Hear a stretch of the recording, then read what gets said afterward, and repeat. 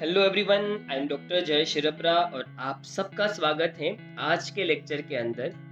Doctor जयस biology के अंदर आप सबका स्वागत है। और आज के लेक्चर में मैंने आपको बताया था कि हम पोलन ग्रेन के इंटरेस्टिंग फीचर्स के बारे में पढ़ेंगे। चलिए शुरुआत करते हैं पोलन ग्रेन के कुछ इंटरेस्टिंग फीचर्स के बारे में। अब तक आप लोगों ने पढ़ा पोलन ग्रेन का formation and structure of pollen grain, और आज के लेक्चर में हम बात कर रहे हैं adverse effect of pollen grain. Pollen grains of many species cause severe allergies and bronchial afflictions। काफी ऐसे स्पीशीज की पोलन ग्रेन्स है जो इंसानों में एलर्जिक रिएक्शन कर सकती है, मतलब हमारी बॉडी के लिए हार्मफुल है। ब्रोंकियल एफ्लिक्शंस मतलब जो हमारे लंग्स के अंदर ब्रोंकाई होती है उसके अंदर भी इन्फ्लामेशन हो सकता है। इससे काफ़ी लोगों को क्रॉनिक रेस्पिरेटरी डिजीजेस हो सकते हैं, डिसऑर्डर्स हो सकता है। क्रॉनिक रेस्पिरेटरी डिजीजेस के या डिसऑर्डर्स के वो शिकार हो सकते हैं जिनको एलर्जिक प्रॉब्लम है पोलन ग्रेन से। देखिए, एलर्जिक रिएक्शन एक ऐसा रिएक्शन है जिसके अंदर बॉडी कुछ ज़्यादा ही ओवर रिस्पॉन्स करती है। कई बार हम लोगों को कहते हैं ये कुछ ओवर रिएक्ट कर रहा है, ये ओवर एक्टिंग कर रहा है। ओवर रिएक्ट मत करो, ओवर एक्टिंग मत करो, कुछ वैसा है। एलर्जिक रिएक्शन में बॉडी ओवर रिएक्ट करती है। वो हर एक सब्सटेंस जिसको एलर्जेंस मानती है, जिससे वो रिस्पॉन्स करती है, जिसके अपोज में उसके सामने वो बहुत ज़्यादा ओवर रिस्पॉन्स करती है। जैसे पोलन ग्रेन हमारे नेजल चैम्बर में अगर चली जाती है तो हमारी बॉडी उतना एलर्जिक रिएक्शन नहीं देती, पर हमें कोई ज़्यादा बड़ा प्रॉब्लम भी नहीं होता। हमारी बॉडी शायद ही कोई रिस्पॉन्स शो करे जिससे हमारी बॉडी में कुछ हमें इफेक्ट हो। पर जिनको पोलन ग्रेन से एलर्जी है, अगर उनकी बॉडी में बहुत सारी पोलन चली गई या थोड़ी भी पोलन इवन चली जाती है तो बॉडी एकदम बावला हो जाता है और अचानक से पता नहीं क्या क्या करने लगता है। तो देखिए, शुरुआत में तो वो एलर्जी करता है। मोस्टली जो शुरुआत है, स्टार्टिंग है, वो एलर्जिक रिएक्शन से होती है। जैसे रनिंग नोज है, जैसे छींके आना है, नेजल डिस्चार्ज है। फिर अगर वो कंटिन्यूअस रहती है तो ब्रोंकाइटिस, ब्रोंकियल इन्फ्लामेशन हो सकता है। और अगर वो परसिस्ट रहती है तो हो सकता है कि अस्थमा भी हो। तो ऐसे स्टेजेस रहते हैं। सबसे पहले एलर्जिक रिएक्शंस होती हैं। नॉर्मल एलर्जी के जो साइन एंड सिम्टम्स होते हैं वो दिखते हैं, जैसे रनिंग नोज है, जैसे डिस्चार्ज का इंक्रीज होना है, वो सब। फिर उसके बाद इंसान को ब्रोंकाइटिस हो सकती है, और अगर वो परसिस्ट रहे ये प्रॉब्लम और हम ध्यान ना दें तो अस्थमा में भी एलर्जी कन्वर्ट हो सकती है। तो इस तरीके के प्रॉब्लम्स मोस्टली जिनको पोलन ग्रेन से एलर्जी होती है उनको हो सकते हैं। तो ये एडवर्स इफेक्ट है पोलन ग्रेन्स के। और मैंने यहाँ पर इसलिए ये फिगर दिखा रखी है जिससे आपको पता चले कि देखिए, इस लड़की को यहाँ पर सिंबॉलिक पैटर्न में हमने दिखाया है कि इसको पोलन ग्रेन से एलर्जी है। यहाँ पर बहुत सारी पोलन ग्रेन्स फॉर्म हुई है, तो हमने दिखाया है कि इसको पोलन ग्रेन से एलर्जी है। तो वहाँ गई क्यों? पोलन ग्रेन से एलर्जी थी तो वो भले गई, पर अगर आपको है तो पोलन ग्रेन से एलर्जी तो आपको नहीं जाना चाहिए। जहाँ पर ज़्यादा पोलन ग्रेन्स या फ्लावरिंग प्लांट्स हो वहाँ बहुत सारी पोलन ग्रेन्स हो सकती है और हमें एलर्जिक अटैक हो सकता है। कौन सी ऐसी स्पीशीज है? यहाँ पर लिखा है मेनी स्पीशीज जो है प्लांट की वो कोज कर सकती है एलर्जी को फॉर्म कर सकती है, पर कौन सी एक का नाम तो बताइए। तो चलिए वो नाम को देखते हैं। पार्थेनियम एंड कैरेट ग्रास, इसका नाम पार्थेनियम भी है और कॉमनली इसको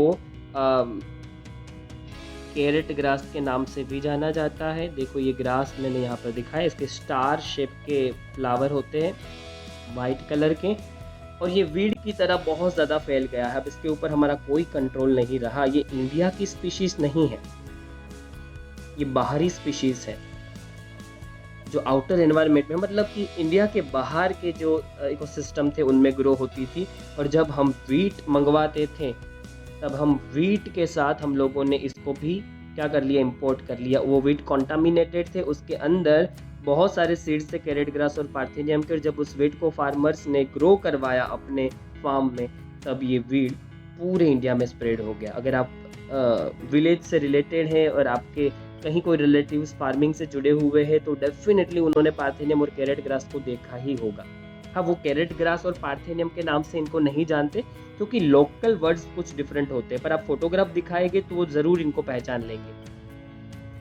ऐसा कहा जाता है कि जिनको पोलन ग्रेन से एलर्जी होती है, अगर वो पार्थेनियम ग्रास या कैरेट ग्रास के कांटेक्ट में आते हैं तो इनकी पोलन ग्रेन्स एलर्जिक रिएक्शन कर सकती है।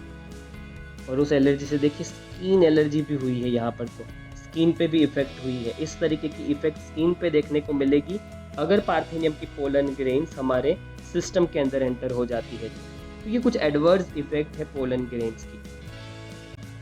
इसके बाद कुछ इससे भी ज़्यादा इंटरेस्टिंग और एक फीचर है पोलन ग्रेन का, जो इससे भी कहीं ज़्यादा इंटरेस्टिंग है। वो ये कि धीरे धीरे लोग पता नहीं कैसे होते जा रहे कि जो खाने की चीज़ें उसके साथ जो नहीं खाने की चीज़ें उसको भी सप्लीमेंट की तरह लेते जा रहे हैं। वो बात तो अलग है कि हमारा खाना बिल्कुल इम्बैलेंस में हो चुका। बैलेंस फूड तो हम कभी लेते नहीं हैं। फास्ट फूड का ज़माना है, लाइफ फास्ट हो चुकी है और फूड भी फास्ट हो चुका है। तो डेफिनेटली बैलेंस में फूड जाता नहीं, फिर होती है प्रोटीन की डेफिशिएंसी, विटामिन्स की डेफिशिएंसी, और उसको फुलफिल करने के लिए स्पाइरुलिना, फिर क्लोरेला, ऐसे आल्गियों के पाउडर लेते हैं, प्रोटीन के पाउडर लेते हैं। कि पाउडर की जगह खाने में अगर प्रोटीन लेते तो ये सप्लीमेंट्स लेने नहीं पड़ते, विटामिन ई की टेबलेट नहीं लेनी पड़ती अगर ध्यान से विटामिन ई जहाँ से मिलता है वो चीज़ें खाते तो। पर हमें तो आदत पड़ गई है सप्लीमेंट्स की, और उसी आदत को नरिश करने के लिए देखिए एक नई फैशन रिसेंट ईयर्स में वेस्टर्न कंट्रीज के अंदर फॉर्म हुई है। ये फैशन ये है कि वो पोलन ग्रेन की टेबलेट्स बनाते हैं और उसको as a food supplement use करते हैं। अब क्या बाकी रह गया था, अब यही देखना बाकी रह गया था लगता है। लोग नॉन वेजिटेरियन है, वो काफ़ी सारी चीज़ों को खाते, चलिए वो चीज़ तो ठीक है, पर पोलन ग्रेन को यूज़ करेंगे as a supplement. Western country ये सारी चीज़ों की फैशंस धीरे धीरे शुरू करवाती है। तो पोलन प्रोडक्ट्स अब मार्केट में मिल रही है। आप टैबलेट फॉर्म में पोलन ग्रेन्स या सिरप फॉर्म में पोलन ग्रेन्स ले सकते हैं।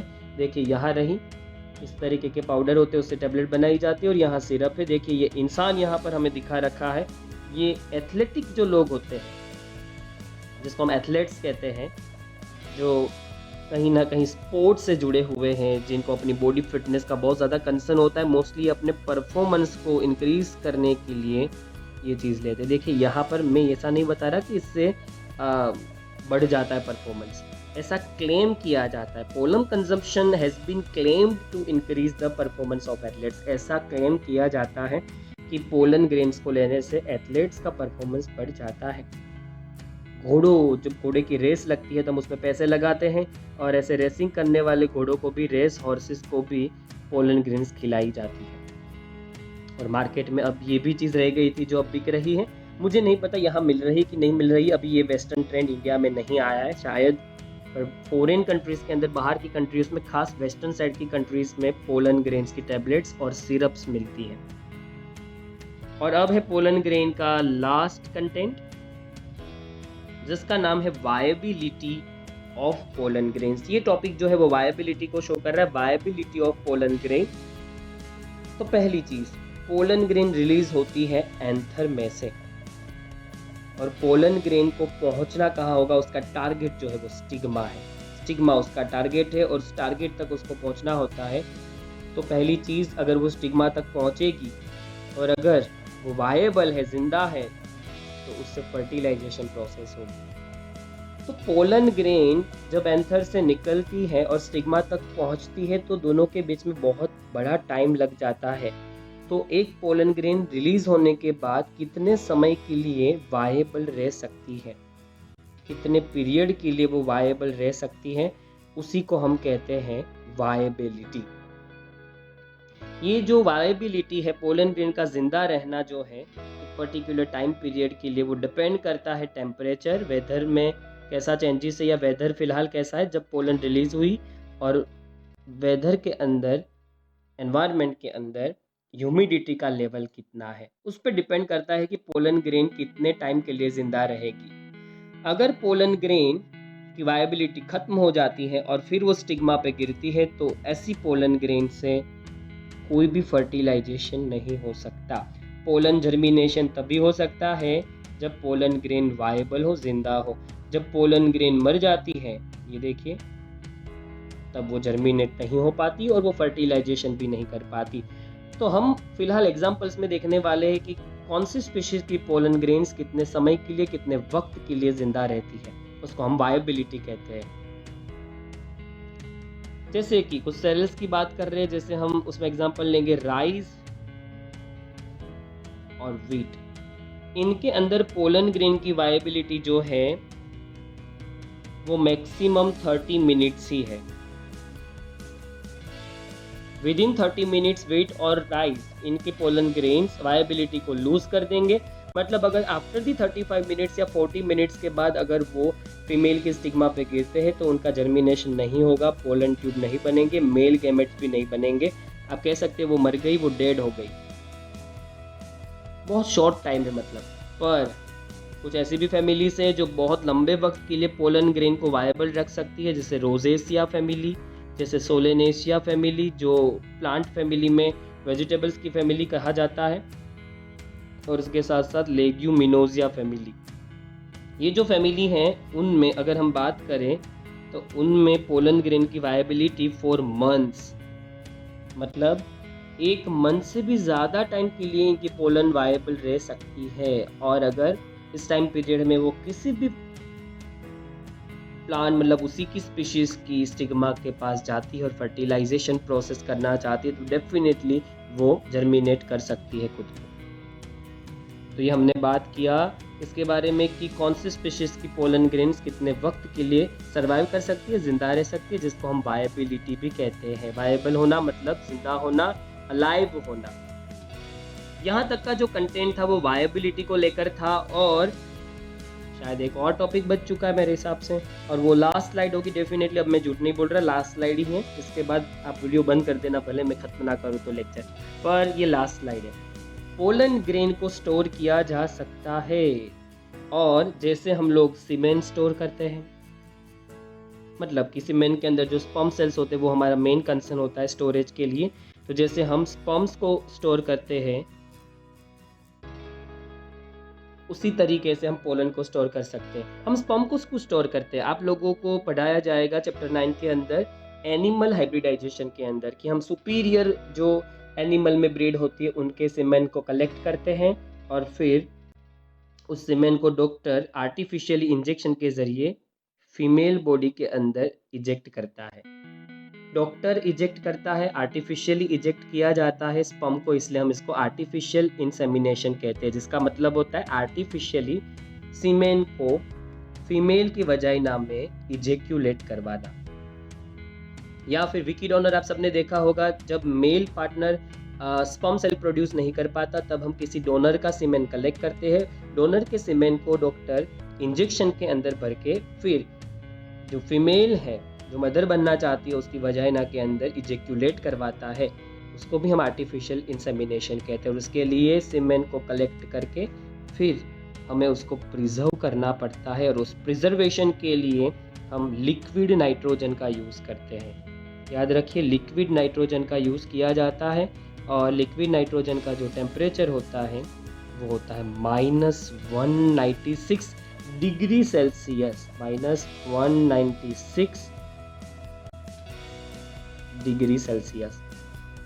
लार्ज नंबर ऑफ स्पीशीज के आप पोलन ग्रेन्स को इस तरीके से स्टोर कर सकते हैं। ना सिर्फ पोलन ग्रेन्स, उसके साथ साथ स्पर्म सेल, सीमेन, ओवम, सीड्स, इन सबको भी स्टोर किया जा सकता है। इस तरीके से लिक्विड नाइट्रोजन में एक्सट्रीमली कोल्ड कंडीशन में प्रोटेक्ट करना या फिर प्रिजर्व करना जो मटेरियल का जो है वो मेथड जो है उसको हम क्रायो प्रिजर्वेशन भी कहते हैं। क्रायो प्रिजर्वेशन इसके लिए वर्ड है। इस तरीके से सीड बैंक की तरह ही पोलन बैंक्स भी होती है, और वो पोलन बैंक्स में पोलन ग्रेन स्टोर होती हैं। जब भी किसी को सुपीरियर प्लांट या ब्रीड की पोलन ग्रेन्स चाहिए होती है for the crop breeding programmes, एक नए ब्रीड को प्रोड्यूस करने के लिए, सुपीरियर वेराइटी प्रोड्यूस करने के लिए, तो पोलन बैंक उनको सप्लाई करती है पोलन ग्रेन्स की। इस तरीके से आप सुपीरियर प्लांट ब्रीड की पोलन ग्रेन्स को पोलन बैंक में स्टोर कर सकते हैं, जिनको साइंटिस्ट या एग्रीकल्चर रिसर्चर्स जो है वो क्रॉप ब्रीडिंग के लिए यूज़ कर सकते हैं। ये ब्रीडिंग क्या होता है, प्लांट ब्रीडिंग जो है, एनिमल ब्रीडिंग है, वो हम समझेंगे चैप्टर नंबर 9 के अंदर। तो यहाँ तक बस रखते हैं, फिर ख़त्म कर देते हैं, क्योंकि पोलन ग्रेन यहाँ पर ख़त्म हो गया। आपने पोलन ग्रेन के स्ट्रक्चर को भी पढ़ा, उसके फॉर्मेशन को भी पढ़ा, और पोलन ग्रेन्स के कुछ इंटरेस्टिंग फैक्ट्स के बारे में भी पढ़ा, जैसे वायबिलिटी है, जैसे एडवर्स इफेक्ट है, जैसे पोलन ग्रेन का फूड सप्लीमेंट की तरह यूज़ होना है। और इसी के साथ ये लेक्चर यहीं पर ख़त्म करेंगे। नेक्स्ट लेक्चर में मिलेंगे हम फीमेल रिप्रोडक्टिव पार्ट के साथ।